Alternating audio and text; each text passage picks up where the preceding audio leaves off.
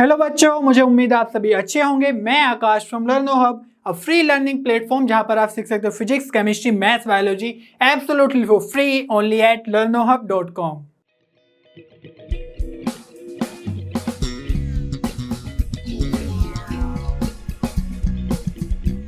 बच्चों, आज हम सोल्व करने वाले हैं क्लास 12 के 3 डायमेंशनल ज्योमेट्री के क्वेश्चंस और उसमें सोल्व करेंगे एक्सरसाइज 11.3 के क्वेश्चन नंबर 8 से क्वेश्चन नंबर 14 और क्वेश्चन नंबर 7 तक हम प्रीवियस वीडियोस में कवर कर चुके हैं, तो आप वो भी जरूर से देख लो क्योंकि उसमें सारे के सारे बेसिक कंसेप्ट हमने कवर किए हैं। Are you ready? चलिए शुरू करते हैं।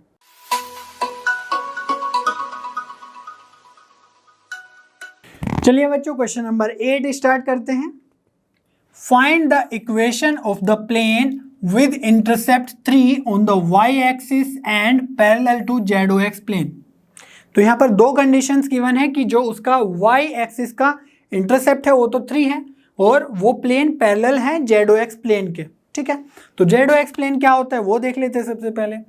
तो हमारे जो कोऑर्डिनेट एक्सिस होते हैं, ये सपोज x, ये सपोज y, तो ये तो हम 2D में पढ़ते हैं ओरिजिनली, है ना, लेकिन 3D में क्या आता है, ये सपोज हमारा जेड एक्सिस है। ठीक है, और ये है हमारा ओरिजिन, तो इसको बोलते हैं हम O। क्लियर है इतना? अब हमें उस प्लेन की इक्वेशन बतानी है जो ZOX के पैरेलल है। ठीक है, तो ZOX, तो अगर आप इसको देखें कि ये तो XY ऐसे है और ये जो Z है वो बोर्ड के बाहर आ रहा है। ठीक है, तो बोर्ड के बाहर आ रहा है मीन्स ये जो प्लेन होगा हमारा, ठीक है, वही हमारा हो जाएगा ZOX प्लेन। तो इसको रिप्रेजेंट कैसे करेंगे? सपोज हमारा जो y एक्सिस पे है वो इंटरसेप्ट कितना है, 3 है, तो कहीं सपोज यहाँ पर है तो ये कोऑर्डिनेट हो जाएगा 0, 3, 0।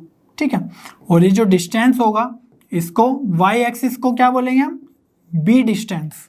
ठीक है, तो यहाँ पर कहीं वो कट कर रहा होगा, तो कुछ ऐसा होगा दैट समथिंग लाइक दिस, जो हमारा प्लेन बनेगा। ठीक है, तो कुछ इस तरह का प्लेन होगा और जो यहाँ पे वो कट कर रहा होगा। ठीक है, समझ में आ रही है बात कि ऐसे y एक्सिस को कट कर रहा होगा इस पॉइंट पे। तो इस केस में हम जो a लिखते हैं तो वो क्या हो जाएगा, a होता है x एक्सिस का इंटरसेप्ट, कि वो प्लेन x एक्सिस को किस पॉइंट पे कट करेगा। तो क्योंकि ये x एक्सिस के भी पैरेलल है तो इसलिए हम एज्यूम करते हैं कि ये इसको इन्फिनाइट पे जाके कट करेगा कहीं। ठीक है, x एक्सिस को। और अगर हम b की बात करें तो b तो हमारा यहाँ पर 3 ही है, और अगर हम c की बात करें तो c क्या होगा कि ये जो प्लेन है वो z एक्सिस को कहाँ पर कट करेगा। तो ये दिख तो रहा है कि यहाँ पर कट कर रहा है बट ये इसके पैरेलल है कुछ इस तरीके से। ठीक है, x एक्सिस यहाँ है, y एक्सिस यहाँ पर है, z एक्सिस बाहर, तो प्लेन है कहीं यहाँ पर, तो इसीलिए z एक्सिस पे भी वो सपोज इन्फिनाइट पे कट करेगा। ठीक है, क्योंकि उसके पैरेलल है। तो हमारी जो फॉर्म होती है intercept form x/a plus y/b plus z/c, तो ये होती है 1। ठीक है, ये सारी वैल्यूज इसमें पुट कर देते हैं, तो x अपॉन a की जगह infinite plus y upon b की जगह 3 प्लस z अपॉन c की जगह इन्फिनाइट इक्वल्स टू 1। क्लियर है? तो x अपॉन इन्फिनाइट मीन्स ये तो बहुत दूर जाके मिल रहा है, दैट मीन्स ये हो जाएगा 0, तो ये बचेगा y/3। ठीक है, और z बाय इन्फिनाइट भी 0, तो इक्वल्स टू 1 आ जाएगा, तो y इक्वल्स टू आ जाएगा 3। ठीक है, ये हो गई उस प्लेन की इक्वेशन जिसका इंटरसेप्ट 3 है on y axis and parallel to ZOX plane. ठीक है, चलिए बच्चों क्वेश्चन नंबर 9 सोल्व कर लेते हैं। Find the equation of the plane through the intersection of the planes 3x minus y plus 2z minus 4 equals to 0 and x plus y plus z minus 2 equals to 0 and the point 2, 2, 1। तो जब भी हमें किसी दो plane से intersection से हमें एक नया प्लेन बनाना होता है तो उसकी इक्वेशन कैसे लिखते हैं वो देखते हैं। तो ये इसको मान लेते हैं हम सपोज π1 इक्वल्स टू 0, है ना, जैसे लाइन की इक्वेशन को बोलते हैं ना L1 equals to 0, L2 equals to 0। Similarly यहाँ पर हो जाएगा π2 इक्वल्स टू 0। प्लेन के लिए हम पाई यूज कर लेते हैं। ठीक है, कोई हार्ड एंड फास्ट रूल नहीं है बट जनरली पाई से यूज कर लेते हैं। और तो इन दोनों के इंटरसेक्शन से पास करने वाला जो नया प्लेन होगा वो होगा π1 plus lambda pi two equals to 0। ठीक है, अब यहाँ पर देखो लैम्डा हमें गिवन नहीं है, मीन्स ये तो एक वेरिएबल है, तो इस लैम्डा की इंफॉर्मेशन, लैम्डा की वैल्यू फाइंड आउट करने के लिए हमें एक अलग से इंफॉर्मेशन की हुई है कि वो इस पॉइंट से भी, है ना, पास कर रहा है 2,2,1। ऐसा जरूरी नहीं है कि हमेशा यही दिया हो कि इस पॉइंट से पास करेगा, कुछ और इंफॉर्मेशन भी गिवन हो सकती है, हम नेक्स्ट क्वेश्चंस में देखेंगे अगर ऐसा कुछ आएगा। तो पाई 1 की वैल्यू पुट करते हैं, वो है 3x minus Y plus 2z minus 4 plus lambda, pi 2 है ये वाला, x plus Y plus z minus 2 equals to 0। ठीक है, ये हमारी आ गई प्लेन की इक्वेशन। अब हमें पता है कि जो नया प्लेन आया है वो 2,2,1 से पास कर रहा है, तो ये वैल्यू इसमें पुट कर देंगे, x की जगह रखेंगे 2, तो 3 2 जा 6, माइनस y की जगह भी 2, प्लस z की जगह 1, तो 2 इंटू 1 हो जाएगा 2 माइनस 4। ठीक है, प्लस लैम्डा, अब देखो x की जगह 2, y की जगह 2, प्लस z की जगह 1 माइनस 2 इक्वल्स टू 0। देखते हैं अब लैम्डा की वैल्यू क्या आती है, तो 2 से 2 cancel, 6 minus 4 is 2 plus lambda, ये आ जाएगा माइनस 2 प्लस 2 कैंसिल, तो ये आ जाएगा 2 प्लस 1 3 इक्वल्स टू 0। तो आप देख सकते हैं कि यहाँ पर 3 लैम्डा इक्वल्स टू 2, उधर जाके माइनस 2, तो लैम्डा की वैल्यू आ गई है माइनस 2/3। ठीक है, तो हमें लैम्डा की वैल्यू फाइंड आउट नहीं करनी है, सिर्फ इसको निकालने के बाद अब इस इक्वेशन में पुट करनी है pi 1 plus pi 2, lambda pi 2 equals to 0 में, फिर हमारी एक प्लेन की इक्वेशन आ जाएगी। ठीक है, चलिए पुट करते हैं। तो लैम्डा की वैल्यू रखेंगे -2/3, बाकी चीज़ें सेम रखेंगे, तो 3x minus Y plus 2z minus 4 plus lambda की जगह क्या है -2/3, है ना, और ये आ जाएगा x plus Y plus z minus 2 equals to 0। Clear है इतना? तो अब देखो ये -2/3 है, अगर हम पूरी इक्वेशन में 3 से मल्टीप्लाई कर दें, है ना, इधर भी और उधर भी, तो इस वाला जो सेकंड वाला टर्म है वहां से 3 हमारा कैंसिल हो जाएगा बाहर का, सही है ना। तो 3 से हम मल्टीप्लाई कर देते हैं दोनों साइड, तो यहाँ पर क्या आ जाएगा, देखो 3 3 जा 9x minus 3y plus 6z minus 12, और देखो यहाँ से ये 3 कैंसिल, तो यहाँ पर क्या बचेगा -2। ठीक है, तो -2 की मल्टीप्लाई कर देंगे अंदर, तो ये आ जाएगा -2x minus 2y minus 2z, है ना, और ये ऑलरेडी -2 है, तो ये हो जाएगा +4 इक्वल्स टू 0। तो चलिए आप देख लेते हैं क्या आएगी प्लेन की इक्वेशन फाइनली। तो यहाँ पर 9x है और यहाँ पर -2x है, तो ये आ गया है 7x माइनस 3y, और यहाँ पर है -2y, तो ये आ जाएगा -5y, और 6z प्लस के और -2z, तो ये आ जाएगा +4z, और क्या क्या बचा -12, और ये है +4। ठीक है, तो यहाँ से आ जाएगा -8 इक्वल्स टू 0। तो हमारी फाइनल ये इक्वेशन आ गई है, आप देख ही सकते हैं। तो ये कौन सी इक्वेशन है जो इन दोनों के प्लेन के इंटरसेक्शन से पास हो रही है और इस पॉइंट से भी पास कर रही है, ये वाली प्लेन की इक्वेशन। ठीक है, चलिए फिर क्वेश्चन नंबर 10 देख लेते हैं। Find the vector equation of the plane passing through the intersection of the planes r vector dot 2i plus 2j minus 3k equals to 7, r vector dot 2i plus 5j plus 3k equals to 9 and through the point 2, 1, 3। तो ये question भी last question की तरह ही है, उसमें बस Cartesian form में दिया हुआ था प्लेन्स का इक्वेशन, और यहाँ पर ये वेक्टर फॉर्म में दिया हुआ है ना, और यहाँ पर भी हम बोल रहे हैं कि इंटरसेक्शन इन दोनों के प्लेन से जो पास कर रहा है इंटरसेक्शन से, वो इस पॉइंट के थ्रू पास कर रहा है। बिल्कुल सेम कंसेप्ट है, बस इसमें हमें ये वेक्टर फॉर्म में अप्लाई करना है जो हमने लास्ट में कार्टेशियन फॉर्म में अप्लाई किया था। ठीक है, तो ये इसको हम क्या लिख सकते हैं, r dot 2i plus 2j minus 3k, है ना, -7 इक्वल्स टू 0। तो ये वही हो गया पाई 1 इक्वल्स टू 0, करेक्ट। फिर दूसरा जो वेक्टर है, दूसरा जो प्लेन है, उसकी इक्वेशन है r dot 2i plus 5j plus 3k minus 9 equals to 0। ये हो गई हमारी पाई 2 इक्वल्स टू 0। ठीक है, मैं लिख भी देता हूँ एक बार। तो ये है पाई 1 इक्वल्स टू 0, ये है अपने पाई 2 इक्वल्स टू 0। अब हमें इन दोनों के प्लेन के इंटरसेक्शन से एक प्लेन बनाना है। तो pi 1 plus lambda pi 2 equals to 0, same concept जो हमने लास्ट क्वेश्चन में लगाया है। क्लियर है? तो यहाँ से चलिए पाई 1 लिख लेते हैं। तो R vector 2i plus 2j minus 3k cap, ठीक है, माइनस 7 प्लस लैम्डा। तो यहाँ पर पाई 2 लिख लेंगे। तो ये आ जाएगा R vector 2i plus 5j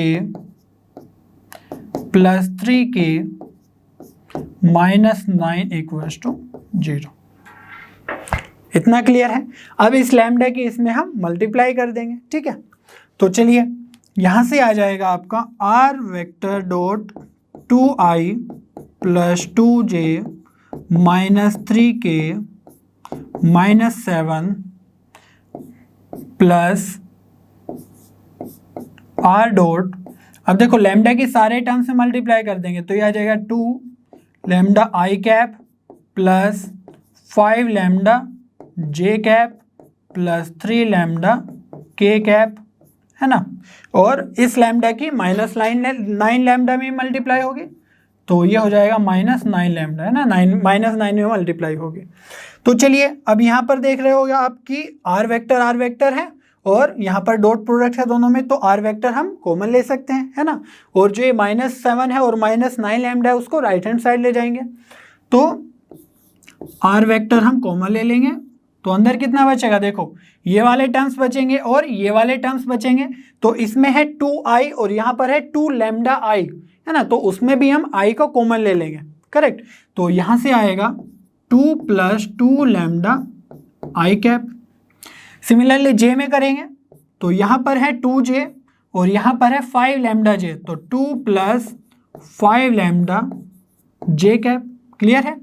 अब यहाँ पर है माइनस 3k तो माइनस 3 ले लेंगे और यहाँ पर है 3 लैम्डा, ठीक है, प्लस के, तो प्लस 3 लैम्डा और ये आ गया k कैप। तो ये तो आ गया आर वेक्टर जो हमने कॉमन लिया है उसमें, और जो ये कॉन्स्टेंट्स है तो 7 उधर जाएगा राइट हैंड साइड और 9 लैम्डा भी राइट हैंड साइड। इतना क्लियर है? तो हम वही प्रोसेस करते हुए आ रहे, बस उसको थोड़ा सा सिंप्लीफाई कर रहे हैं। ठीक है, अब हमें पता है जो आर वेक्टर है उसकी जगह हम क्या लिख सकते हैं, x i cap plus y j cap plus z k cap dot, और यहाँ पर तो यही रहेगा 2 plus 2 lambda i cap plus 2 plus 5 lambda j cap plus minus 3 plus 3 lambda k cap equals to 7 plus 9 lambda. Clear है इतना? अब यहाँ पर डॉट प्रोडक्ट है तो इसलिए क्या होगा, एक्स आई की मल्टीप्लाई होगी आई वाले कंपोनेंट के साथ, है ना, तो आई से आई डॉट आई 1 हो जाएगा। सिमिलरली जे डॉट जे 1 हो जाएगा और के डॉट के 1 हो जाएगा। बाकी किसी और के साथ करते हैं तो 0 आ जाता है डॉट प्रोडक्ट। तो यहाँ पर क्या करेंगे, 2 plus 2 lambda X plus 2 plus 5 lambda Y plus minus 3 plus 3 lambda Z equals to 7 plus 9 lambda. Clear है? अब ये हमारे पास आ गई है एक प्लेन की इक्वेशन। ठीक है, और यहाँ से हमने ये एक्स वाई जेड पुट कर दिया है तो ये अब कार्टेशियन फॉर्म में आ गई है। यहाँ से हम लैम्डा कैलकुलेट करेंगे और फिर उसको यहाँ पर पुट कर देंगे। ठीक है, यहाँ पर पुट कर देंगे तो हमारे पास एक किस में आ जाएगी इक्वेशन, वेक्टर इक्वेशन आ जाएगी। ठीक है, प्लेन की। तो चलिए यहाँ पर हम x की जगह ये वाली वैल्यूज पुट कर देते हैं, ये x की, ये y की और ये z की, क्योंकि इसी पॉइंट से पास कर रहा है ये प्लेन जो नया आया है। तो 2, 1, 3, ठीक है, तो 2 प्लस 2 लैम्डा ये आ गया 2, 2 प्लस 5 लैम्डा, है ना, y की जगह कितना है 1 प्लस माइनस 3 प्लस 3 लैम्डा, और z की जगह कितना है 3 इक्वल्स टू 7 प्लस 9 लैम्डा। तो चलिए देखते हैं, इसको थोड़ा सा सिंप्लीफाई करते हैं, मल्टीप्लाई करते हैं। तो 2 की मल्टीप्लाई करेंगे तो आ जाएगा 4 प्लस 4 लैम्डा, 1 की करेंगे तो सेम ही रहेगा 2 प्लस 5 लैम्डा, 3 की करेंगे तो ये आ जाएगा -9 plus 9 lambda equals to 7 plus 9 lambda. ठीक है, इतना क्लियर है। अब देखो 9 लैम्डा की 9 लैम्डा कैंसिल, और क्या कैंसिल हो सकता है, और तो कुछ हो नहीं रहा है, दिख नहीं रहा है। तो 5 लैम्डा और 4 लैम्डा, तो ये कितना हो गया टोटल 9 लैम्डा। तो इसको मैं इधर लिख लेता हूँ, तो 9 लैम्डा आ गया है। बाकी क्या क्या कांस्टेंट है, 4 प्लस 2 तो +6, और ये कितना है -9, तो क्या बचा इधर ओवरऑल -3 है ना। तो ये आ गया -3 इक्वल्स टू इधर कितना है 7 है, तो चलिए 7, तो -3 उधर जाके ऐड हो जाएगा, तो 9 लैम्डा इक्वल्स टू 7 प्लस 3, तो 9 लैम्डा इक्वल्स टू 10, ठीक है, और लैम्डा इक्वल्स टू 10/9। समझ में आया लैम्डा कैसे कैलकुलेट करना है, मेन काम यही है। ये तो कोई भी लिख सकते, π1 प्लस लैम्डा π2 इक्वल्स टू 0 लिख सकते हैं। पता है कि भाई इन दोनों के इंटरसेक्शन पॉइंट से जो गुजरेगा प्लेन है ना, इंटरसेक्शन लाइन से वो गुजरेगा π1 प्लस लैम्डा π2। बट उसके बाद जो ये है, हमें लैम्डा की वैल्यू कैलकुलेट करनी है, और वो फिर लैम्डा इसमें पुट कर देना है। तो देखो यहाँ पर हम लिख सकते हैं लैम्डा की वैल्यू 10/9 यहाँ पर, ठीक है। तो यहाँ पर लिखेंगे लैम्डा की वैल्यू 10/9 है ना। तो वहां से अगर आप सोल्व करेंगे तो आपके पास एक इक्वेशन आ जाएगी। चलिए करते हैं। तो इसमें अब 10 equals to lambda equals to 10/9 put करना है। R vector dot 2 plus 2 lambda, that means 2 plus 2, और लैम्डा की जगह 10/9, तो यहाँ पर आ जाएगा 10/9, ठीक है। आई कैप प्लस 2 प्लस 5 लैम्डा, तो 5 लैम्डा मीन्स 10/9, जे कैप प्लस -3 प्लस 3, लैम्डा की जगह क्या आएगा 10/9, तो यहाँ से आ गया 10/9, और ये आ जाएगा आपका के कैप इक्वल्स टू 7 प्लस 9, और लैम्डा की जगह आ गया 10/9। इतना क्लियर है, बस ये वैल्यू पुट करनी थी। अब थोड़ा सा इसको सिंप्लीफाई करना है, फिर आंसर आ जाएगा जल्दी से। चलिए करते हैं। तो ये है आर वेक्टर डॉट 2 प्लस ये कितना आ जाएगा 20/9 है ना, आई कैप प्लस 2 प्लस 50/9, जे कैप प्लस -3, और ये आ जाएगा 30/9, के कैप इक्वल्स टू 9 से 9 कैंसिल, तो 7 प्लस 10 ये आ जाएगा 17। नेक्स्ट स्टेप में लिख लेंगे। अब देखो यहाँ पर एलसीएम लेंगे सारे के सारे टर्म्स में, तो यहाँ पर आ जाएगा क्या, एलसीएम लेके मैं डायरेक्टली सोल्व कर रहा हूँ, ठीक है। तो 9 आएगा एलसीएम, तो ये आ जाएगा 9 2 जा 18, और ये आ जाएगा फाइनली 38/9 आई कैप, ठीक है। क्लियर है। यहाँ पे भी 9 से ऐसे ही होगा सोल्व, तो 9 2 जा 18, तो ये आ जाएगा 68/9 जे कैप, ठीक है। यहाँ पर देखो -3 है ना, तो 9 की मल्टीप्लाई होगी इसमें, तो एलसीएम लेके है ना नीचे आएगा, तो यहाँ से आ जाएगा 9 3 जा -27, और वो +30 है, तो ये आ जाएगा +3/9 के कैप इक्वल्स टू 10 प्लस 7 17। अब देखो सभी में 9 9 9 है ना, तो 9 यहाँ से कॉमन लेके उधर मल्टीप्लाई कर सकते हैं, है ना। तो यहाँ से आ जाएगा R dot 38i plus 68j plus 3k, और 9 हमने जो कॉमन लिया उधर मल्टीप्लाई कर सकते हैं, तो 9 से मल्टीप्लाई करेंगे तो कितना आ जाएगा 9 7 जा 63, तो ये आ जाएगा 17 9 जा 153, ठीक है। तो आपका जो ये वेक्टर आ गया है, या मैं कहूँ प्लेन की इक्वेशन आ गई है, जो इन दोनों प्लेन से पास कर रहा है और इस पॉइंट से भी पास कर रहा है, ये उस प्लेन की इक्वेशन है, ठीक है। चलिए बच्चों क्वेश्चन नंबर 11 सोल्व कर लेते हैं।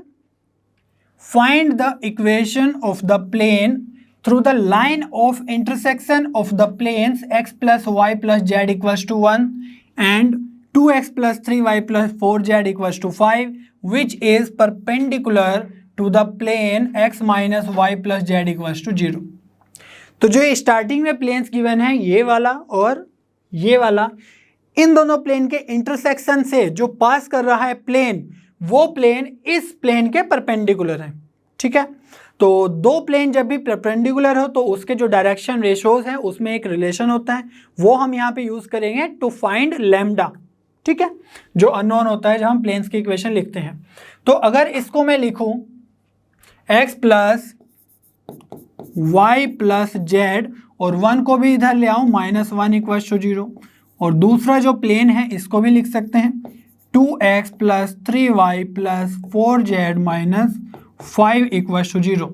तो ये प्लेन को मैं नेम दे रहा हूँ π1 इक्वल्स टू 0 और ये प्लेन को मैं नेम दे रहा हूँ π2 इक्वल्स टू 0। ठीक है, तो इन दोनों प्लेन से जो पास कर रहा है, इंटरसेक्शन से जो पास कर रहा है प्लेन, वो क्या होगा π1 प्लस लैम्डा π2 इक्वल्स टू 0। इतना क्लियर है। चलिए ये सारी वैल्यूज पुट कर लेते हैं। तो π1 क्या है x plus Y plus z minus 1 plus lambda π2 कितना है ये वाला 2x plus 3y plus 4z minus 4z minus 5 equals to 0।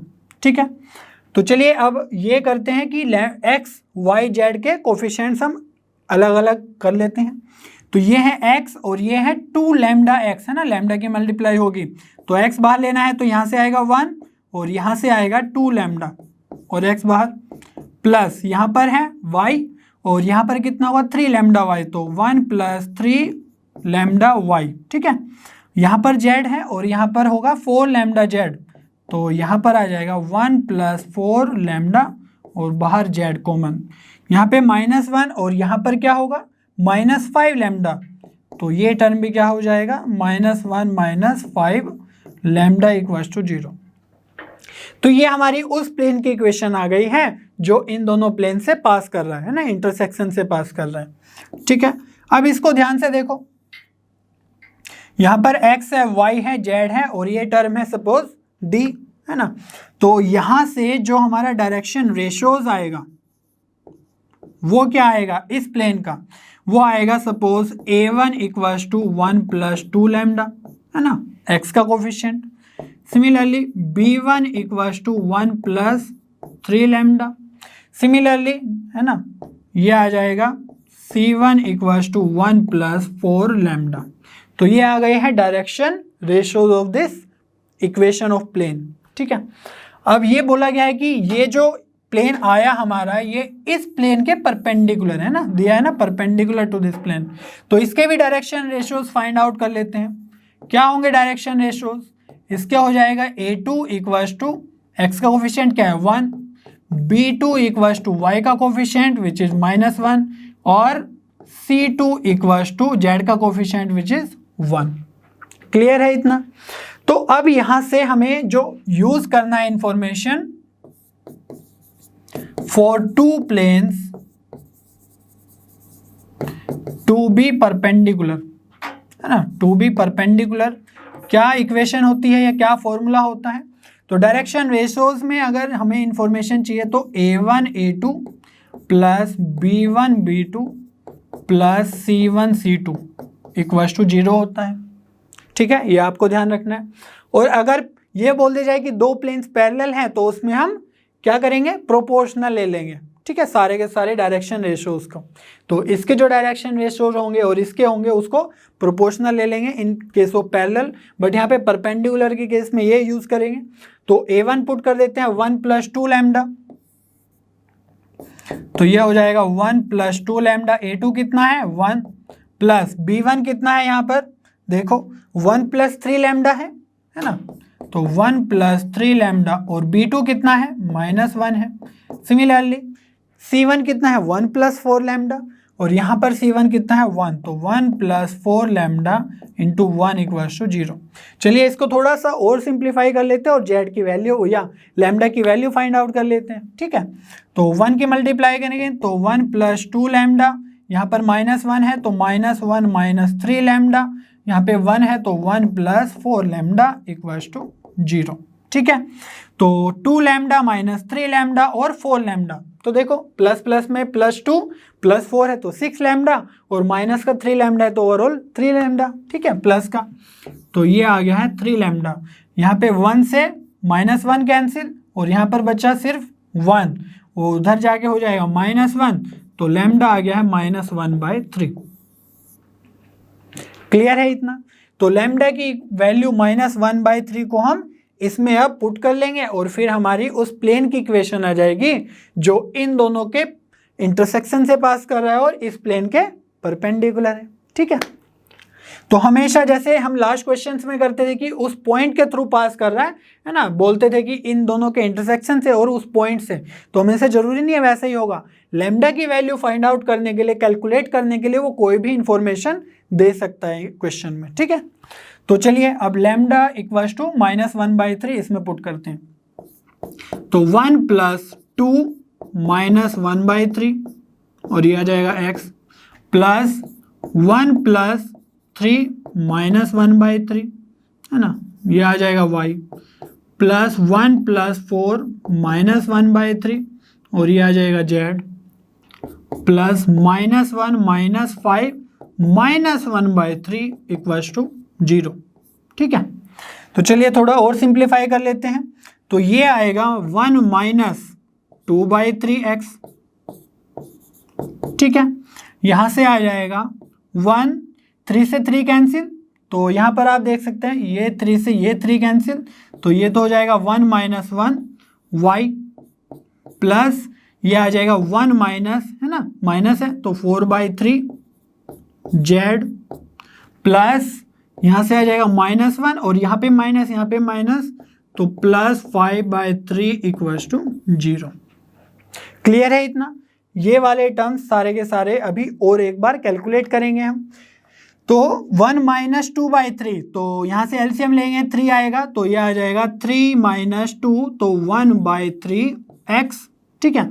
1 - 1y तो ये तो 0 ही हो जाएगा और यहाँ से सोल्व करेंगे तो ये कितना आ जाएगा देखते हैं। 3 - 4 तो यहाँ से आ जाएगा -1/3 z और ये कितना आएगा 3, है ना, -3 और +5 तो ये आ जाएगा 2/3 = 0। तो आप देख सकते हैं सभी के डिनोमिनेटर में 3 3 3 है, तो आई थिंक 3 से सभी को मल्टीप्लाई कर देना चाहिए दोनों साइड। तो क्या होगा फिर, यहाँ पर सोल्व कर लेते हैं, वहाँ पर स्पेस कम है। तो 3 से मल्टीप्लाई करेंगे इसमें तो 1/3 से 3 कैंसिल हो जाएगा मल्टीप्लाई होके, तो ये बचेगा सिर्फ x, ठीक है। और सेकेंड टर्म में यहाँ पर 3 से मल्टीप्लाई करेंगे तो -1 × z ही बचेगा, दैट मीन्स -z बचेगा। और ये वाला कॉन्स्टेंट टर्म में 3 से 3 कैंसिल तो +2 बचेगा, ठीक है। तो x - z + 2 = 0। ये किसकी इक्वेशन आ गई है, उस प्लेन की जो इन दोनों के इंटरसेक्शन से पास हो रहा है और इस प्लेन के परपेंडिकुलर है, ठीक है। चलिए बच्चों क्वेश्चन नंबर 12 सोल्व कर लेते हैं। Find the angle between the planes whose vector equations are r dot 2i + 2j - 3k = 5, r dot 3i - 3j + 5k = 3। तो यहाँ पर हमें इन दो प्लेन्स के बीच में एंगल फाइंड आउट करना है, ठीक है। तो एंगल बिटवीन प्लेन्स क्या होता है, कोस के टर्म्स में फाइंड आउट करता है, तो कोस थीटा = मोड तो लगेगा ही, तो n1 vector dot n2 vector upon magnitude of n1 vector into magnitude of n2 vector, ठीक है। अब n1 और n2 क्या है, n1 वेक्टर है ये वाला, ठीक है, r डॉट n1 = है ना, ऐसे लिखते हैं, और n2 वेक्टर है ये वाला, ठीक है। तो इन दोनों की वैल्यूज अब उसमें पुट करनी है और फिर हमारा कोस थीटा आ जाएगा। इसको अगर थोड़ा सा एक्सपेंड कर दे, जैसे n1 का हमें पता है कि हम इसको लिख सकते हैं a1, है ना, a1i b1j c1k, उस टर्म में अगर हम लिखें तो इसको एक्सपेंड कर सकते हैं। और डॉट प्रोडक्ट है तो सिंपली हमें पता है कि जो आई डॉट वाले होंगे वो 1 बन जाएंगे, तो यहाँ से आ जाएगा a1 a2, है ना, ये भी एक स्टैंडर्ड फॉर्म होती है कोस थीटा की, b1 b2 plus c1 c2, और डिनोमिनेटर में क्या आ जाएगा, a1 square plus b1 square plus c1 square and a2 square plus b2 square plus c2 square, और बाहर मोड। ठीक है, कोई भी फॉर्म आप यूज कर सकते हैं। चलिए इस वाले को यूज कर लेते हैं। तो कोस थीटा क्या आ जाएगा यहाँ से, cos theta equals to n vector is 2i plus 2j minus 3k, और डॉट होगा किसके साथ, दूसरे प्लेन की नॉर्मल वेक्टर के साथ, तो ये आ जाएगा 3i minus 3j plus 5k। ठीक है, और अंडर रूट में आएगा डिनोमिनेटर में इसका मैग्नीट्यूड, है ना, जैसे हमने n1 का मैग्नीट्यूड लिखा है, तो रूट के अंदर आ जाएगा 2 का स्क्वायर 4, इस 2 का स्क्वायर 4 और माइनस 3 का स्क्वायर 9।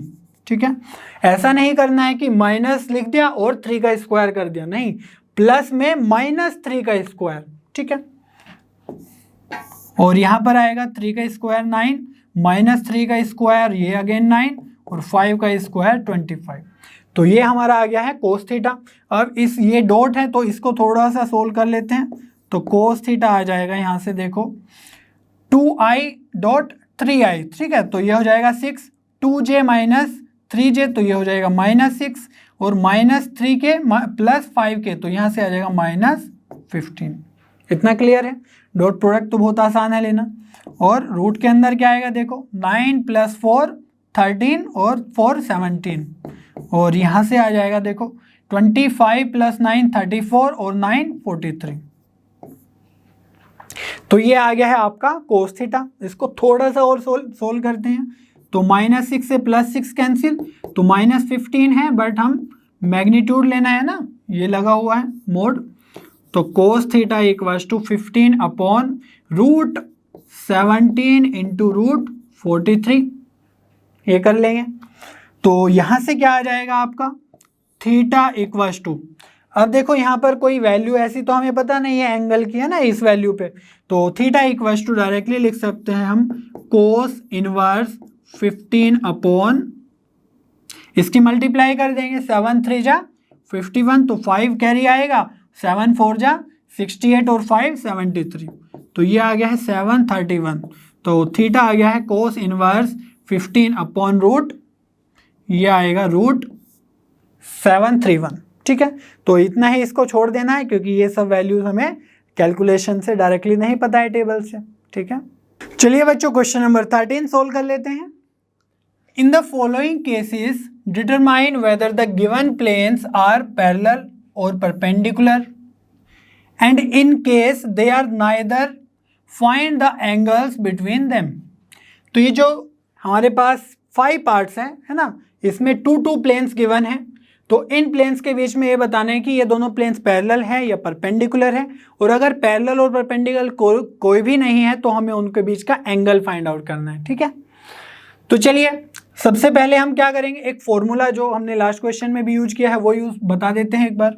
तो कोस थीटा क्या होता है, मैं a1 a2 की फॉर्म में बता रहा हूँ। ठीक है, a1 a2 plus b1 b2 plus c1 c2, और रूट के अंदर क्या आता है a1 का स्क्वायर प्लस b1 का स्क्वायर प्लस c1 का स्क्वायर। ठीक है, और क्या आएगा a2 का स्क्वायर प्लस b2 का स्क्वायर प्लस c2 का स्क्वायर।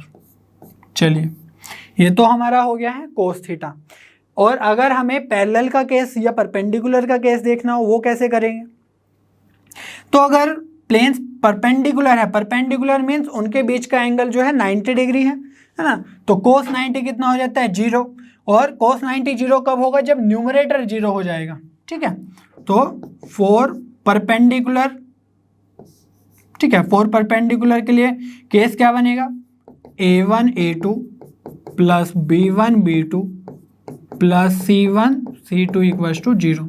ठीक है, ये ध्यान रखना परपेंडिकुलर के लिए आएगा। एक क्वेश्चन हम ऑलरेडी सोल्व भी कर चुके हैं। और 4 पैरेलल, तो पैरेलल के केस में क्या आएगा, A1 by A2 equals to B1 by B2 equals to C1 by C2।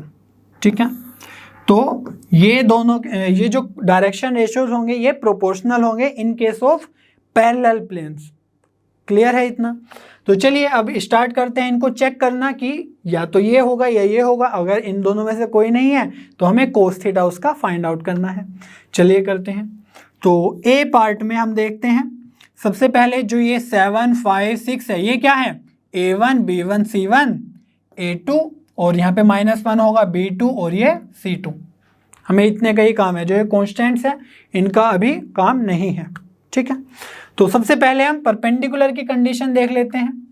तो चलिए पुट करते हैं A1 A2 plus B1 B2 plus C1 C2। क्या ये है? तो चलिए पुट करते हैं A1 की जगह 7, A2 की जगह कितना 3 प्लस B1 की जगह कितना 5 और B2 की जगह कितना -1, C1 कितना है 6 और C2 कितना है -10। ठीक है, देखते हैं 0 आ रहा है कि नहीं आ रहा है। 7 3 जा 21 -5 और यहाँ से आ जाएगा -60। तो यहाँ से आप देख सकते हैं कितना आ रहा है, 21 -5 हो जाएगा 16 और -60 कितना आ जाएगा, तो 16 4 20 और 4, तो ये आ जाएगा -44 which is not equals to 0। Clear है? तो ये इसका मतलब है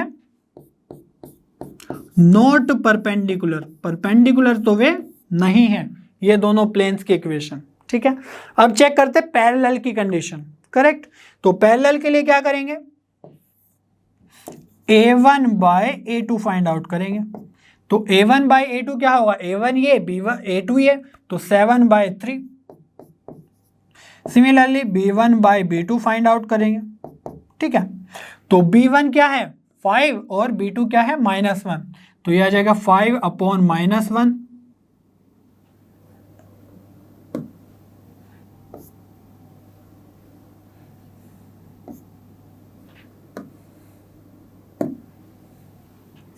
-1, तो यहां से आ जाएगा -5।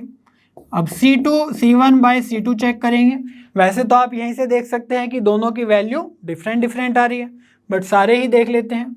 तो C1 है हमारा 6 और C2 है -10, तो 6 अपॉन -10, तो 2 से ऊपर नीचे डिवाइड करेंगे तो -3 अपॉन 5। तो हम यहाँ पर क्लियरली देख सकते हैं कि A1 by A2 not equals to B1 by B2 not equals to C1 by C2। तो इन कंडीशन से हमें क्या पता चलता है, that they are not parallel. समझ में आ रही है? ये 11 ने लिखा हुआ है नॉट पैरेलल। ठीक है, तो अब ना ही वो परपेंडिकुलर है ये दो प्लेन्स और ना ही ये पैरेलल है, तो फिर हमें थर्ड केस लगाना होगा, मीन्स कोस थीटा कैलकुलेट करना होगा। चलिए फिर करते हैं। तो कोस थीटा क्या हो जाएगा, मोड के अंदर इनकी मल्टीप्लाई करनी होगी। तो आपने देखा कि जो यहां पर लिखा हुआ है A1 A2 B1 B2 C1 C2, यही तो हमारा न्यूमरेटर होता है ना कोस थीटा के अंदर। तो यही वैल्यू पुट कर देते हैं, दोबारा क्यों कैलकुलेट करना। तो -44, ठीक है, ये हो जाएगा। और डिनोमिनेटर में क्या है, रूट के अंदर A1 square B1 square C1 square, तो इनका स्क्वायर करके ऐड करना है। चलिए करते हैं। 7 का स्क्वायर 49, 5 का स्क्वायर 25 और 6 का स्क्वायर 36। और क्या आएगा, 3 का स्क्वायर 9, -1 का स्क्वायर 1 और 10 का स्क्वायर 100। ठीक है, तो यहां से फर्दर सोल्व करेंगे तो cos theta equals to -44, but mod लगा हुआ है तो ये +44 हो जाएगा। ठीक है, 44 अपॉन रूट के अंदर देखो 49, 36 और 25, तो अगर इनको आप ऐड करेंगे तो 49 और 36 कितना हो जाएगा 85, और 85 में 25 ऐड करेंगे तो 110। ठीक है, ऐसे ही यहाँ पर 10 है और ये 100 है, तो ये भी हो गया 110। तो ये कितना हो जाएगा, रूट के अंदर है 110 और ये भी रूट के अंदर 110, तो रूट का स्क्वायर हो जाएगा, है ना। तो रूट से स्क्वायर कैंसिल, तो ये बचेगा यहाँ पर 110। अब देखो 22 से हम ऊपर नीचे डिवाइड कर सकते हैं, तो ये जाएगा 2 टाइम्स और ये जाएगा 5 टाइम्स। तो cos थीटा इक्वल्स टू 2/5, या थीटा लिख सकते हैं cos इनवर्स 2/5। ठीक है, तो हमारा आंसर आ गया है cos theta equals to inverse 2/5। Okay, अब सेकंड पार्ट एक बार और चेक कर लेते हैं। तो चलिए सबसे पहले परपेंडिकुलर की कंडीशन चेक कर लेते हैं। a1 a2 plus b1 b2 plus c1 c2, तो अगर ये 0 आ गया तो हम बोल देंगे कि ये परपेंडिकुलर है, प्लेन्स है ना, बी पार्ट वाले। तो चलिए a1 क्या हो जाएगा हमारा, a1 हो जाएगा 2, है ना, a2 कितना हो जाएगा 1, प्लस b1 कितना हो जाएगा y का कोफिशिएंट 1, और b2 कितना हो जाएगा y का कोफिशिएंट -2। ठीक है, सिमिलरली c1 हो जाएगा यहाँ पर 3 और c2 क्या हो जाएगा। अब देखो यहाँ पर z का टर्म तो है ही नहीं, तो कोफिशिएंट हो गया 0, तो इसीलिए हम c2 की जगह क्या लिख सकते हैं 0। ठीक है, चलिए फर्दर देखते हैं। तो ये आ गया 2 1 जा 2 और ये आ गया -2, और ये वाला टर्म तो 3 × 0 हो जाएगा 0। तो आप देख सकते हैं 2 - 2 यहाँ से हो गया है 0। तो ये जो टर्म है a1 a2 b1 b2 c1 c2 equals to आ गया है 0। दैट मीन्स हमारे जो दो ये प्लेन्स है ये है परपेंडिकुलर। ठीक है, तो हम लिख सकते हैं प्लेन्स आर परपेंडिकुलर। मैं डायरेक्टली बस सिंबल लिख रहा हूँ। क्लियर है इतना। चलिए सी पार्ट भी ऐसे ही चेक कर लेते हैं जल्दी से।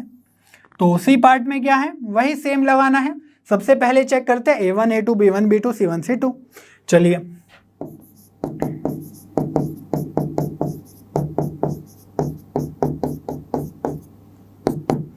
तो हमारा जो a1 है सी पार्ट में वो आ जाएगा x का कोफिशिएंट 2। ठीक है, और a2 क्या आ जाएगा, यहाँ वाला x का कोफिशिएंट दूसरे प्लेन का 3, प्लस b1 क्या आ जाएगा यहाँ पर -2, और b2 क्या आ जाएगा यहाँ पर -3।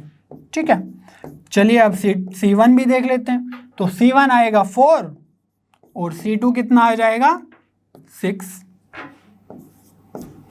चेक करें क्या आएगा, 2 3 जा 6, -2 -3 ये भी 6, और ये आ जाएगा +24। तो यहाँ से तो बात नहीं बन रही है। यहाँ से तो अगर आप इसको ऐड करेंगे तो ये आ जाएगा 36। दैट मीन्स ये परपेंडिकुलर नहीं है प्लेन्स। इसका मतलब है not equals to 0, that means not perpendicular. चलिए अब पैरेलल की कंडीशन चेक कर लेते हैं। पैरेलल में क्या है, a1/a2 b1/b2 c1/c2 इक्वल आना चाहिए वैल्यूज। तो चलिए चेक करते हैं a1/a2। तो वहां से देख लो, ये यहाँ से भी देख सकते हो। a1 हमने 2 लिखा था और a2 क्या पुट किया था 2/3, तो ये आ जाएगा 2/3। और अगर हम बात करें b1/b2 की, तो b1 क्या लिखा था -2, है ना, और b2 क्या लिखा है -3, तो ये आ जाएगा 2/3। ठीक है, सिमिलरली अगर हमें c1/c2 भी फाइंड आउट करना है, जैसे यहाँ पर है, तो c1/c2 इक्वल्स टू कितना आ जाएगा 4/6। ठीक है, ये c1 है और ये c2 है 4/6, तो ये आ गया है 2/3। तो आप देख सकते हैं कि a1/a2 2/3, ये भी 2/3, ये भी 2/3, तो ये तो इक्वल आ गए तीनों के तीनों। दैट मीन्स इनके जो डायरेक्शन रेशियोज है वो प्रोपोर्शनल है ना। ये a1 a2 b1 b2 ये सब क्या हो गए, प्रोपोर्शनल हो गए। That means planes are parallel. ठीक है, तो ये जो सी पार्ट में जो प्लेन्स दिए हुए हैं ये पैरेलल हैं। ठीक है, तो इसी तरीके से आप डी और ई पार्ट भी कैलकुलेट कर सकते हैं इजीली। पहले देखो परपेंडिकुलर है या नहीं है, फिर पैरेलल है या नहीं है, और अगर दोनों कंडीशन नहीं है तो फिर हम cos थीटा कैलकुलेट कर लेंगे इस फॉर्मूला के साथ। ठीक है, चलिए बच्चों क्वेश्चन नंबर 14 देख लेते हैं। In the following cases find the distance of each of the given points from the corresponding given plane. तो हमारे पास 4 पार्ट्स है, ए बी सी डी, है ना। हर एक पार्ट में एक पॉइंट है और उसके करस्पॉन्डिंग एक प्लेन है। तो इस पॉइंट का इस प्लेन से डिस्टेंस या इस प्लेन का इस पॉइंट से डिस्टेंस एक ही बात है, दोनों के लिए एक सेम ही फॉर्मूला लगता है।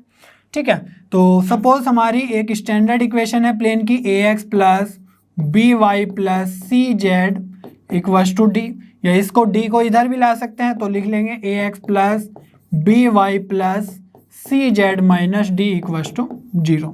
ठीक है, कहीं कहीं पर प्लस डी भी लिखा रहता है तो कोई बात नहीं, उसमें जो कांस्टेंट है वो माइनस प्लस तो वैसे भी होते ही रहता है, कुछ भी आ सकता है वैल्यू, माइनस भी प्लस भी। ठीक है, तो मेन है हम फॉर्मूला कैसे यूज करते हैं वो चेक करना। तो इस प्लेन की सपोज x1 y1 और z1 से डिस्टेंस पूछी जाए तो क्या होगा, डिस्टेंस फॉर्मूला है ना, तो d आ जाएगा। इस पॉइंट्स को इस प्लेन के इक्वेशन में पुट करना है तो ये आ जाएगा ax1 plus by1 plus cz1, ये तो यहाँ पर पुट कर दिया, माइनस डी जो भी कांस्टेंट है, नेगेटिव पॉजिटिव जो भी है, माइनस डी उधर पे 0 होना चाहिए। ठीक है, जब हम ये डिस्टेंस फॉर्मूला पुट करते हैं, है ना, इस कोऑर्डिनेट को, तो राइट हैंड साइड में 0 होना चाहिए हमेशा। तो और डिनोमिनेटर में क्या आ जाएगा, root a square plus b square plus c square, जो भी कोफिशिएंट्स थे एक्स वाई जेड के। तो ये हमारा डिस्टेंस फॉर्मूला हमें यूज करना है। चलिए फिर स्टार्ट करते हैं क्वेश्चन सॉल्विंग। तो ए पार्ट के लिए इसमें देखो 0 0 0 से हमें इस प्लेन का डिस्टेंस बताना है। ठीक है, तो इस प्लेन को और कैसे लिख सकते हैं, 3x minus 4y plus 12z, और 3 को लेफ्ट हैंड साइड ले आएंगे तो -3 इक्वल्स टू 0। ठीक है, अब 0 0 0 इसमें पुट करेंगे तो ये तो हम ये भी देख सकते हैं कि ओरिजिन से हमें बताना है ना। तो डिस्टेंस फ्रॉम ओरिजिन अगर हम बात करें, ठीक है, डिस्टेंस फ्रॉम 0 0 0, है ना, ये एक स्पेशल केस भी आप कंसिडर कर सकते हैं। तो यहाँ पर x1 y1 z1 की वैल्यू क्या हो गई, 0 0 0। ठीक है, तो यहाँ पर जो ये ax1 by1 cz1 है ये 0 हो जाएंगे, और ये माइनस डी और डिटर्मिनेंट लगा हुआ है तो इसलिए आ जाएगा आपका d upon a square plus b square plus c square. ठीक है, तो माइनस डी लिखो प्लस डी लिखो, कोई फर्क नहीं पड़ता क्योंकि डिटर्मिनेंट लगा हुआ है ना। और चूंकि ये ax1 by1 cz1 already cancel हो चुके हैं तो माइनस डी को हमने प्लस डी भी लिख लिया, कोई दिक्कत नहीं है। ठीक है, अब यहाँ पर बात करते हैं। तो यहाँ पर हमें डिस्टेंस फ्रॉम कहाँ से कैलकुलेट करना है, 0 0 और 0 से। तो ये स्पेशल केस को हम कंसिडर करेंगे, या ऐसे भी पुट करेंगे तो ये ऑलरेडी 0 ही आ जाएगा, ये बचेगा -3 और मोड लगा दो तो रूट के अंदर क्या आ जाएगा, a का स्क्वायर दैट मीन्स 3 का स्क्वायर 9 प्लस 4 का स्क्वायर 16 प्लस 12 का स्क्वायर 144। ठीक है, तो डिस्टेंस कितना आ जाएगा ओरिजिन से, -3 और मोड लगा हुआ है तो 3 ही लिख लो सिंपल, और रूट के अंदर इसको ऐड करो कितना आएगा 144 प्लस 16 तो ये हो जाएगा 160 प्लस 9 तो यहाँ से आ जाएगा 169।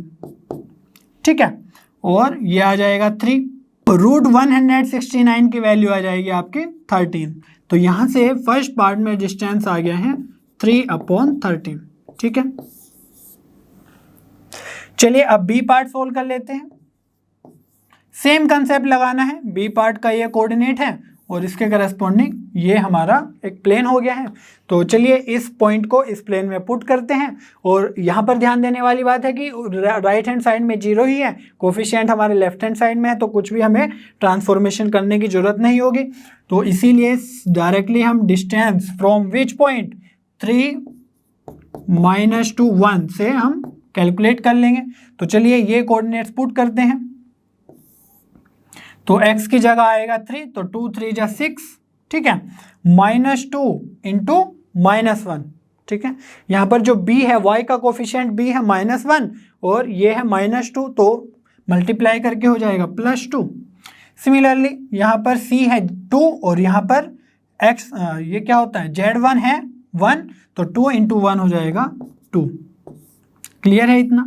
और रूट के अंदर वही अगेन हम लिख देंगे, क्या लिखेंगे, इनका स्क्वायर का एडिशन, तो 2 का स्क्वायर 4 प्लस 1 का -1 का स्क्वायर 1 और 2 का स्क्वायर 4, ठीक है। तो यहाँ से देखो 6 + 2 8 + 2 10 है ना, तो ऊपर तो मीन्स न्यूमरेटर में तो 10 ही है और यहाँ पर क्या है, रूट के अंदर 4 4 8 और 9, तो √9 मीन्स 3, तो डिस्टेंस आ जाएगा आपका कितना आएगा, 10/3, ठीक है। तो बी पार्ट में डिस्टेंस आ गया है 10/3। तो सिमिलरली आपको सी और डी पार्ट खुद से सोल्व कर लेना है, बिल्कुल इजी है, इन्हीं फॉर्मूला पे बेस्ड है, ठीक है। और इसी के साथ हमारी एक्सरसाइज 11.3 कंप्लीट हो जाती है, ठीक है बच्चों। इसी के साथ एक्सरसाइज 11.3 कंप्लीट हो चुकी है। मुझे उम्मीद है आपको सभी क्वेश्चन बहुत अच्छे समझ में आए होंगे। नेक्स्ट वीडियो में हम मिसलेनियस एक्सरसाइज के क्वेश्चन सोल्व करेंगे। तब तक लर्नो हब पे बने रहिए, क्योंकि लर्नो हब पे सभी कंटेंट फ्री है पर बेस्ट है।